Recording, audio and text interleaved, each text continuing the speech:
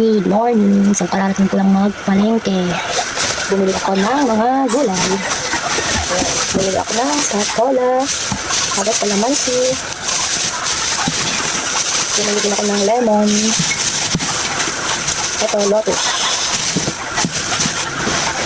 And, bumili din ako ng saluyot, talong.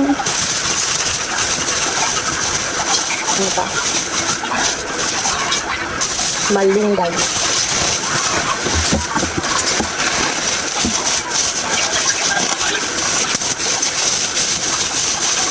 Okra. Carrots. And the last one is repolyo. Diba po, gulay. More gulay para healthy ang ating katawan. Dahil ang mahal ng mga binili. Bumili rin ako ng luyang bilang. Dito gawin ko sa tea. Kasi nagpiti ako sa gabi. Okay.